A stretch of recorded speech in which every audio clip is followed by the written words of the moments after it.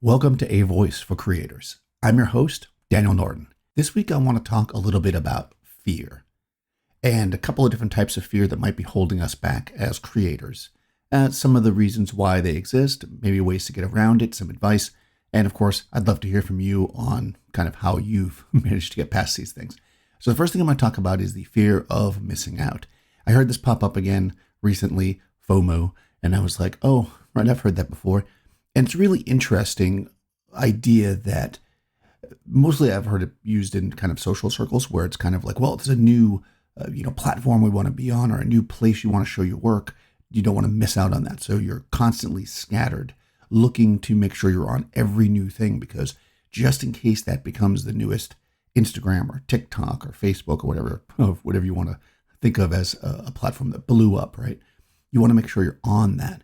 Because if you're not on it, it might be too late, right? In some people's minds, maybe you won't be an early adopter and you won't be able to get as much success, or maybe you won't be able to get the name you want, or many other things, right? So what we'll do as creators, and this is not just on social media, of course, it's on everything. You hear there's a new, type of gear that's out there, a new technique. You want to learn how to do it all. You want to get all over the place because you don't want to be the person that's not doing that thing when the thing becomes popular. And this kind of chasing trends and stuff or reactive action is not, in my opinion, the best way to really truly grow as a creator. I guess because I came from a background of fashion photography, I kind of look at these things a little differently. I often say that I didn't spend a lot of time looking at other photography. It's not that I don't like photography. It's that as a fashion photographer or somebody trying to kind of set trends or be on the edge of trends, you weren't looking at popular media because by the time it hit there, that's the cliche, right? By the time it's in a fashion magazine, it's too late. And that's exactly, I think, on some level, what people want to try to avoid. And that's the whole fear of missing out, right? But I think we're looking at it the wrong way. I remember when I was fresh out of college, I was working, I think I may have mentioned this before, I worked developing shoes for Reebok, the sneaker company. And I was in development, so kind of I'll get into that another time. But in any case, I would talk a lot with the designers, and their frustration was often that people at the top, CEO type people, would be like, well, Nike is doing well with black shoes, so design some black shoes, or they're using thick soles, so design something with thick soles because that's the trend. But what they didn't understand as business people and not as artists was that, yeah, they're selling a lot of these shoes and you can do that. And of course, people do duplicate things. I'm not saying that doesn't work, but you will never be the leader by following. You've got to try, at least on some level, to break out on your own. So the idea, at least as far as in creative process, we'll get back to social media in a second, of being afraid of missing out by not following trends might actually work against some of us because if we are trying to be our own creator, create things that we love, but we're like, well, I want to do this, but instead I'm going to do macro photography because that's popular now, or I want to paint in oils, but watercolors are popular now, or I want to draw in this style, but this is the style that's popular now, or this is the style of music that's popular now. A lot of times what will happen is we'll just be jumping around from trend to trend. We might still enjoy it. I'm not saying we won't create good work, but we'll never branch out. And I think to really stand out, to really make that next level, whether we're talking about commercial or just, artistic success, when I say commercial and artistic, what I mean is money and fame, I guess, for lack of a better word, but to really stand out and not just get a few likes from people because they're liking everybody who use blue gels. We need to try things. We need to experiment, which I'm going to get into in a minute. We need to mess around with what's in our head and put it out there in a way that we believe is the right way. We have to step out there. So going back to me as a fashion photographer when I was younger, what I would do is I would go to places where younger people, because that's usually where fashion is set, even though it's old people that own the fashion companies, young people is where fashion is set, and you would just look at people. You'd go out people watching. You'd go to areas where, kids hang out. I don't mean this in any kind of weird way, but like you'd go to places where people would hang out, like the mall, right? Or like places where they play sports or whatever, and you're interacting with people that are younger. Of course, at that point, I was only 20 myself, so it's not like I was, hanging out in a park when I was 50 years old. But you get what I'm saying. You want to be around younger people. So this might be, this is for fashion. This might be, people that are in your family. Maybe you have cousins or nieces, nephews, or possibly grandchildren, depending on your age. And you can see what they're doing, because what the young people are doing is going to be what's going to become creative in the big trends later.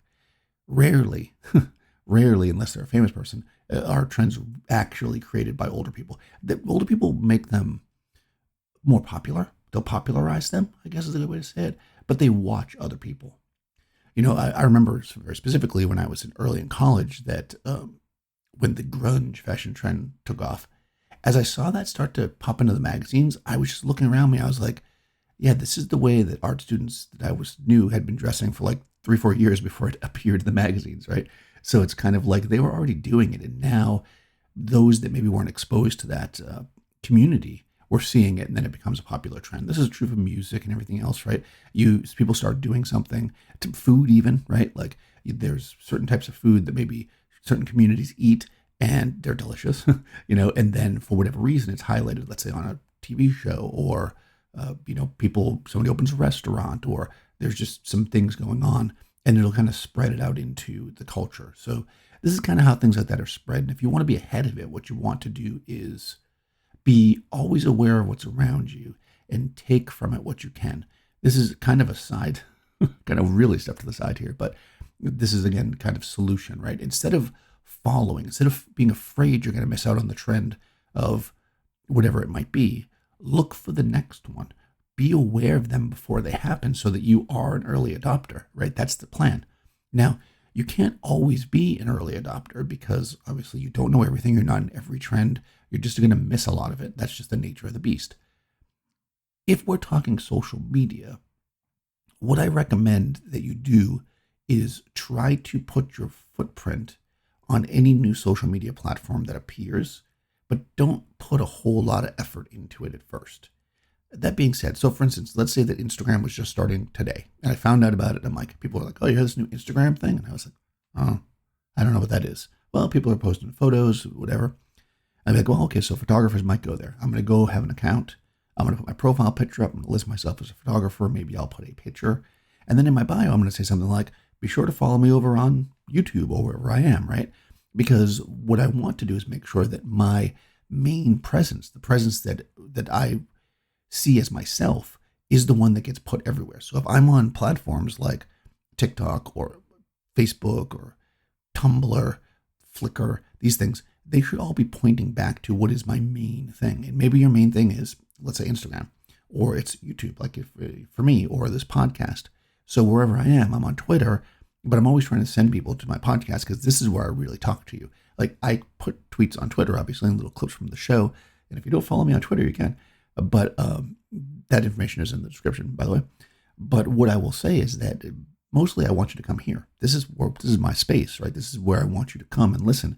And this is one of those places that I can actually express and talk about the things I want to talk about to you directly. And hopefully you're getting something from it and you're able to talk back or, send me messages or get some kind of a positive loop from it. So for instance, Clubhouse. I don't know how popular Clubhouse is right now because when Clubhouse first popped up, I didn't drop everything to go to Clubhouse. So Clubhouse is, if you don't know, is basically this like voice platform where people could come and talk, and people host rooms and you can like raise your hand and talk to people. So it would almost be like an interactive podcast. And perhaps this podcast done live on Clubhouse could be interesting. I don't know if people are on Clubhouse. Let me know. You can call in using the Anchor app. Of course, the link is in the show notes. You could also send me an email at avoice@gmail.com. But anyways, that's a side note. So for instance, that was one of them, right? I was doing a podcast. I have another podcast for gaming, if you don't know that. And, several podcasters were like, oh, we got to go to this Clubhouse. And I went and I was like, let me get an account. Let me set myself up. Let me see what it's about. That way I'm there if it does blow up and become something people are really going to use a lot in my circles, or that I feel like it'll work for me. But I didn't drop my podcast to go to Clubhouse. This is what we're talking about, the fear of missing out. You don't want to drop everything in order to not miss out on something. What you want to do is be aware of what's happening around you, but always be cognizant of your core. Think about a single platform that best represents what you're trying to put out there in the world. If you're trying to put out, let's say, photography, you're a photographer, maybe your platform is Tumblr, let's say, or Instagram. If you are a writer, maybe your platform is a blog or possibly Twitter. Maybe your platform, if you're a filmmaker, is YouTube. So we can say, all right, so I'm a writer, I'm going to have a blog, and that's my main platform, but I'm still going to be on Instagram, possibly with behind the scenes shots of things I'm investigating that I'm going to write about in my blog, possibly with clips from the blog. Maybe I'm reading parts of it, right? And I'm going to film that. Maybe I'm also on Twitter putting, again, clips from the blog, putting links to it so people can come back, but the blog is still my center. And when something new comes up, let's say Clubhouse or whatever, YouTube, then I can say, well, I should definitely get an account there because I want to make sure that I don't miss that, right? So I'm still kind of doing that, fear of missing out. But don't be scattered. Don't run everywhere. I had read, I forget who said it now, but they were talking about the idea of the word busy. And they said, if you find yourself constantly telling people that you're really busy, then you're not in control of your life. You should be active and working towards goals all the time, but busy has this connotation of being overwhelmed and out of control. And we don't want that. We don't want to be overwhelmed and out of control. We want to be in control. We want to be scheduled. We want to be able to do what we got to do. And it's usually other people that piling stuff on us that make us busy. So we want to be, well, maybe that's a whole other, let me know if you want to hear about that kind of stuff, like time management and stuff here for an artist, obviously, not for a general person. But let's skip that for now. So the idea of chasing everything as it comes up is the fear of missing out. And we want to try to avoid that. Everybody's got it. You're going to constantly say, and there will be platforms that you don't join. And then all of a sudden you're like, oh man, I really should have joined that platform. But you know what? You didn't. That's the way life is. Join when you get a chance. If you've got a fairly common name, like apparently I do, it's hard to get my name on platforms. So I do try to get in early. But again, I don't, and I've made this mistake. I'm not just giving blind advice here, where I jump on every platform and try to be popular or be busy or be active on all of them. And it's just too much. You can only do so much. So you really want to think about your core, like I said, and then find from there, circle out. So if my core is YouTube, let's say, for my photography teaching. So if anybody's come to the podcast and doesn't know about that, I have a YouTube channel, Daniel Norton Photographer, and that's really my core, right? That's where a lot of my audience is. And from that audience, from that YouTube audience, I should say, I also have Instagram, because Instagram is where I show work. And primarily now on Instagram, I'm showing stuff for this podcast, which is becoming my core. And the podcast is my core, or my YouTube channel is my core. And anything else I do is to send people to them. Don't try to make each one of your social media platforms their own core, because you won't be able to maintain that. It'll just be too hard to do that.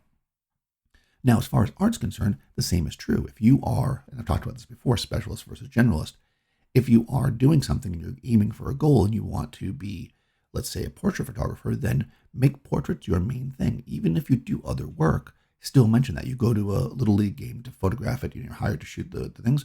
Also try to do portraits for the sports. If you are, a wedding photographer by trade and you're doing a portrait, let people know that you do weddings. Always push everything you do into that core so that you're not spreading yourself out too thin and being too reactive. Any of this stuff you add on that you're afraid of missing out on should really just be arrows pointing back to your core. Don't spread yourself out too much is my advice there. Now, the other fear I'm going to talk about here is the fear of failure. This is really common. Basically, we don't want to fail, right? I mean, nobody wants to fail, right? But failing is an important step in growth. And I was reading an article the other day, and they were talking about the idea this happens with kids, like high school kids and stuff, that when we challenge them with unusual and hard projects to do, that's how they grow, right? That's a good way to do it. You give them something challenging, something they've never done before, make them reach out and try something new. But a lot of times the problem is when they are unsuccessful, they are then told, well, you didn't do it, or you're given a bad grade or whatever. And what that actually does is it creates a situation where they're going to know their current limit and they're going to try to stay there so that they always succeed. It's better to get an A at the standard level than a C at the advanced level, because what people really look at is the A grade. I know I'm talking to the whole world here, so I don't know if the grades in other countries are the same, but A is your highest grade, then B, then C, then D, then trying to explain that. That's kind of an odd thing. But anyways, what you want, but so the solution here to me is you want people to understand that trying, right, and growing. In fact, when I was in college, one of the things that we graded ourselves on, we at the end of the semester, like we would talk about our work and stuff, was improvement. Like, did we move towards our goal? Did we improve in the areas we wanted to improve? Not did we make this a certain goal, not that there was a set number to do, not that there was, get so many people, of course there was no social media like we have now, but not that we got a certain number of people to like our thing or to buy our product, but it was, are we better than we were before? Did we move in the direction we wanted? If we wanted to be better at black and white printing, did we get better at it? And it doesn't matter all the failures that came in the end. What did we learn from it? Each individual picture that we made where we screwed up doing the dodging and burning, that didn't matter. What matters in the end, were we better for it? And hopefully we were, and it wasn't your whole grade. Your whole grade wasn't tanked if you weren't better for it, but that was what your goal was, right?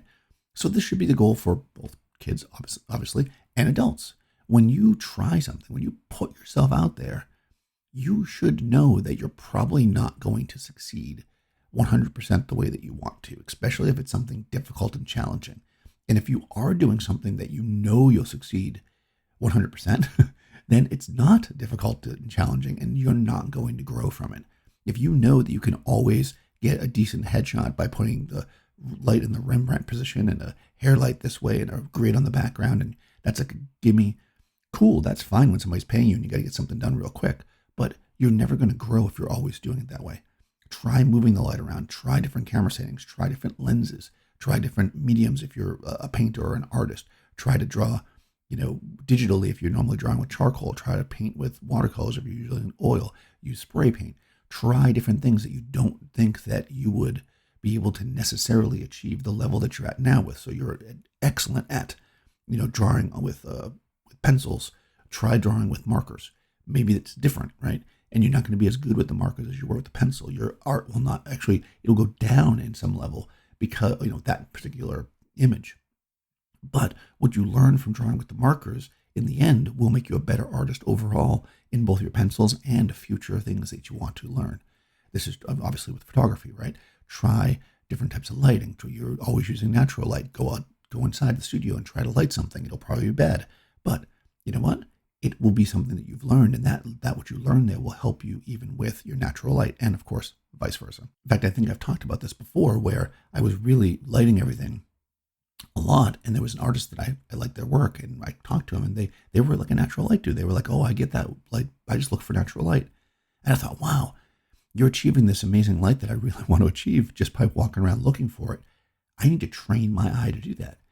And I went out and shot a bunch, and it wasn't always great. It wasn't nearly at their level when I first started. Now I think I'm pretty good at natural light, but it wasn't something that I was naturally good at because I had been doing something else. My muscle memory was for lighting, right?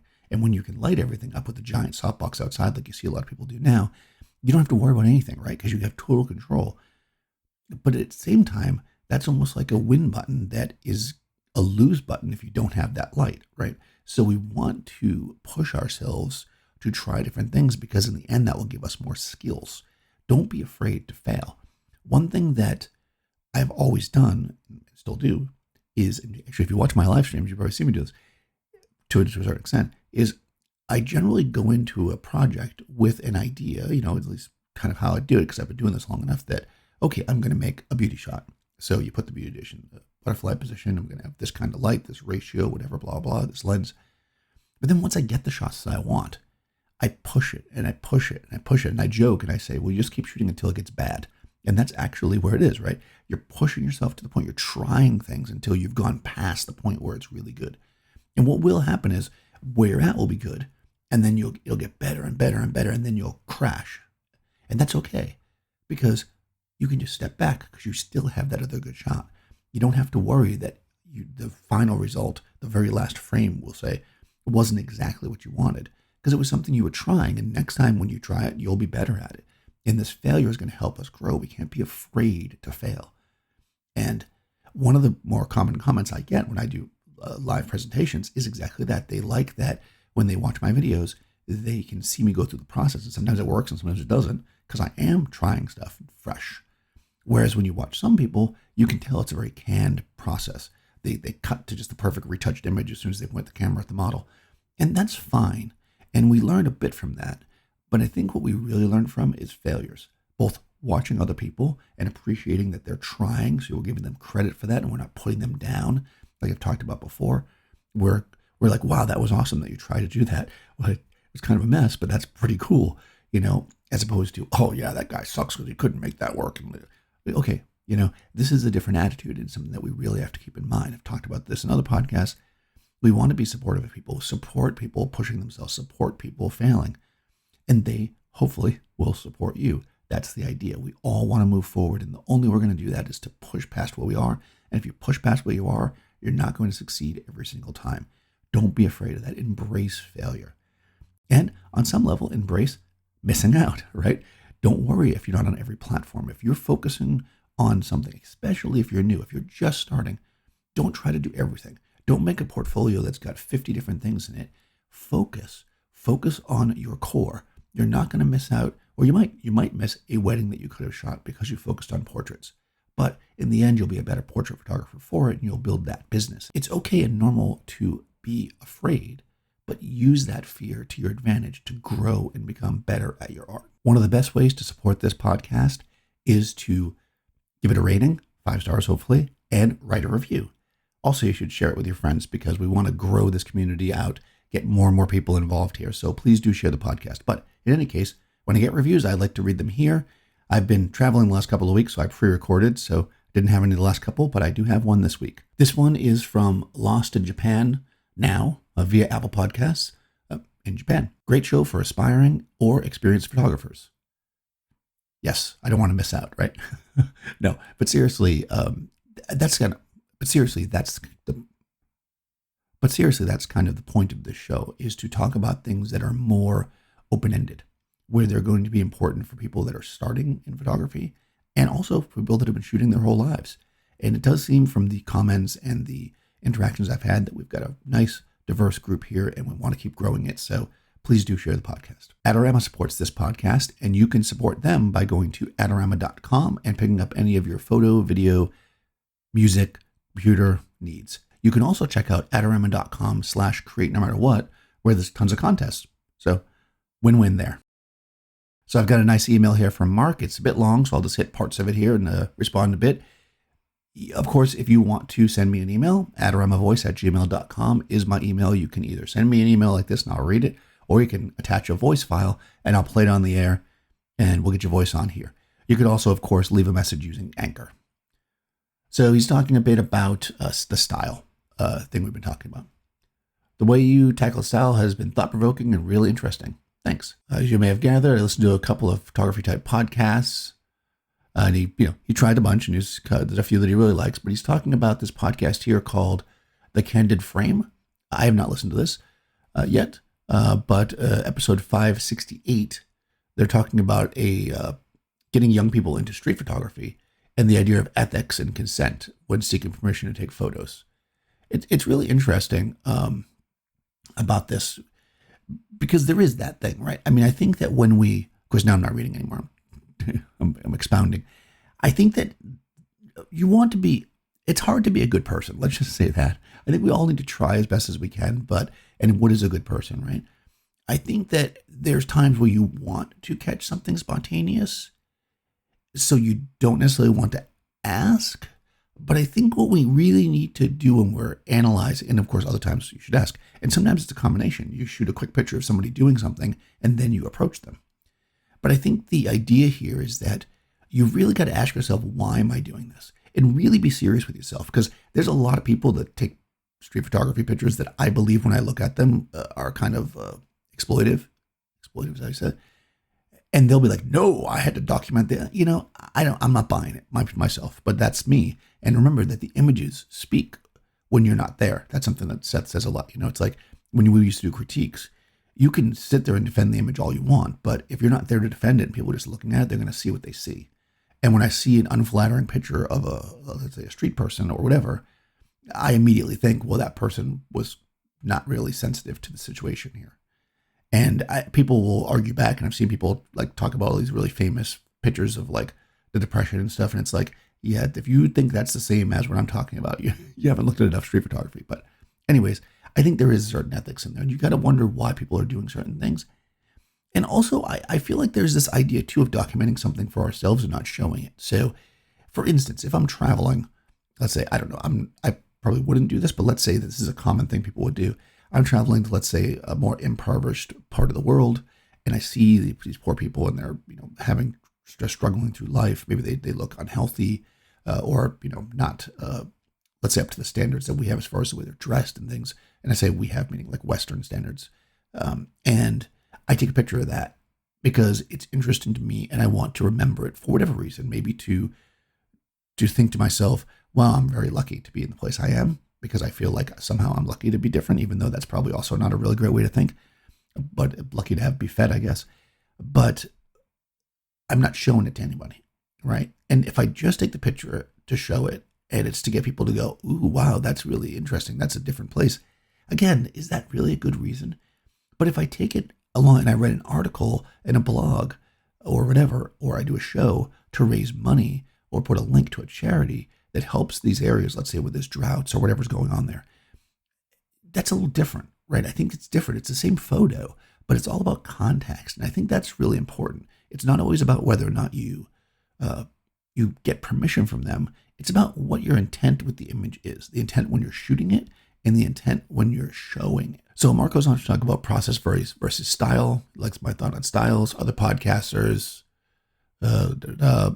seem to spend a lot of time talking about process that leads to a style. Right? He says it's kind of a chicken and egg discussion. And I think this is interesting because I think a lot of people don't read style the same way I do. Again, I think a lot of people think of technique as style, and this might not be what this podcaster is saying. I didn't listen to it, so I'm not going to get into that. I honestly believe, and maybe it's because of my background, that style has almost nothing to do with technique. You generally will use certain techniques to get a style that you have, but it doesn't really have it. And if you look at the really, really famous big photographers, the ones that actually are historically, not the ones that are popular now or somebody who's got a lot of Instagram likes, but people who really set photography, look at a history of photography book, you will see that these photographers, no matter what they shoot, whether it be street photography, whether it be portraits, whether it be landscapes, there's something about it that when you look at that image, you're like, oh yeah, that's a such and such image. You can see that connection. And that is style. That's it right there. It's almost intangible, but it's there.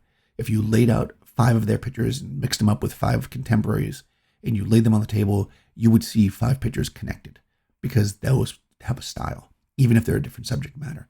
To me, that's style. So is there a process to it? I guess. I mean, my process, and I often say this, which maybe is less satisfying to people, I think that you're already building your style, you just don't know it. And a style is something that you eventually recognize, not something you craft or work towards, right? And a lot of times when people say they're going to shoot in the style of somebody, again, this is why the word is loaded, they'll be like, oh, I'm going to shoot in the style of, Richard Avedon's American West series. And so you basically go out and you put somebody in southern facing light and you put them against a white background, you shoot with an 8x10 camera and you try to get them to react like Avedon did. That would be the challenge. But anyways, and you make these really beautiful portraits. But that's not his style. That's just some techniques that he used to get that there. His style is the part that I kind of talked about there, how he got the people to do the thing, right? The style is about you. It's about your personality. It's about what you put down, what your soul that you put into your images. That's your style, not the technique. So I don't know that the process to build it. I don't know. Maybe the process would be shoot what you really like to shoot.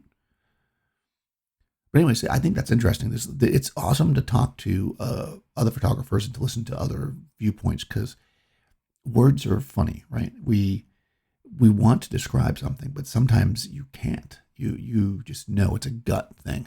And some people will look at that as the emperor's new clothes, and that's like a cop-out. But the reality is that there's parts of the art world, of the art, that we can't really, as artists especially, fully grasp.